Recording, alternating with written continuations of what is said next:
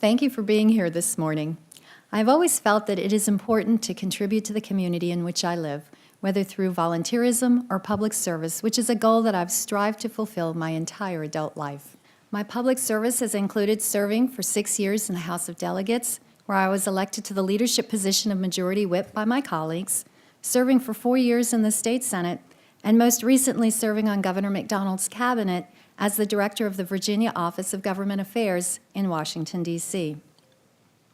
My work in the state legislative and executive branches, my deep understanding of how the federal and state governments are intertwined, and my work in the private sector as a partner in a small technology consulting firm, along with raising 4 daughters, have allowed me to garner a breadth of experience that I believe makes me uniquely qualified to serve as Lieutenant Governor. I believe that in each of these roles, I have proven myself to be an effective leader with the conservative values that can help move Virginia forward. I have spent the past 9 weeks traveling throughout Virginia, talking with Republican Party leaders and members who have encouraged me to run for Lieutenant Governor and have offered me their support. The results of the election on November 6th have reinforced the results of past statewide Virginia elections. If a Republican candidate cannot win at least 46% of the vote in Northern Virginia, they cannot win statewide. The House and Senate districts that I represented were always Democrat-leaning. President Obama won my Senate district with 57% of the vote in 2008. I have won elections in areas that no other Republicans have been able to win and have proven that I can win in Northern Virginia and can raise the millions of dollars necessary to mount a successful campaign. And so today, I'm announcing that I will be seeking the Republican nomination for Lieutenant Governor. As we are all aware, the Lieutenant Governor's only official role is to preside over the State Senate, but I believe that the Lieutenant Governor can do much, much more.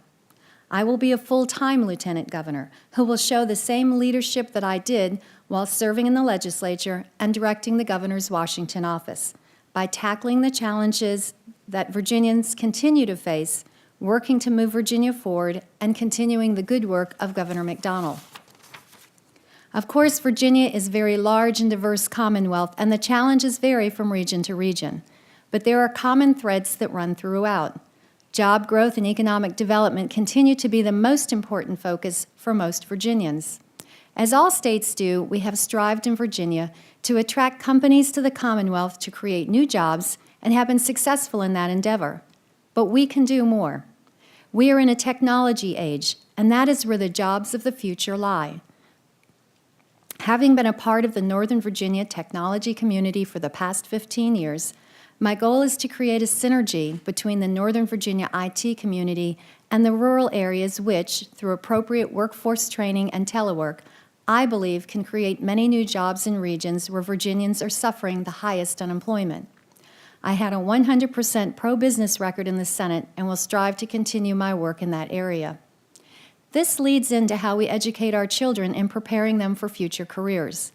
We know that not all young people are college-bound, and I believe we need to offer those students a dual track where they are learning a trade while earning their high school diploma. Ford Motor Company partnered with Fairfax County Public Schools and built a state-of-the-art auto garage at Marshall High School in Vienna, Virginia. Students who have determined that they would like to pursue a career in auto mechanics learn the trade while earning their high school diploma. Upon graduation, they are certified auto mechanics and are offered a position at a Ford dealership.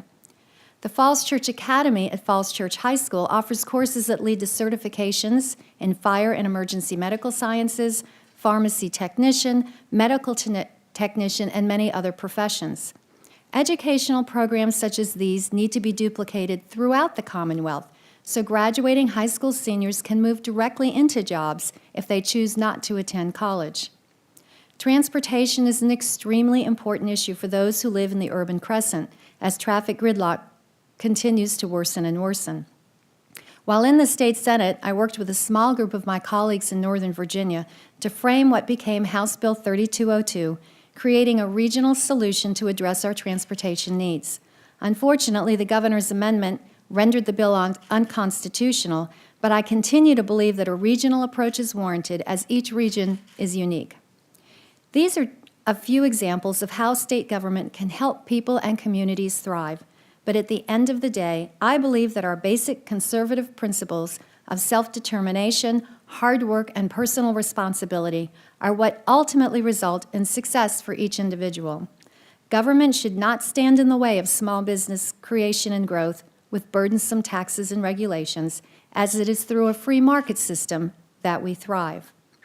I believe that there's a great future for Virginia and look forward to continuing my service to the people of the Commonwealth to help move Virginia forward. Thanks again for being here, and I look forward to taking your questions.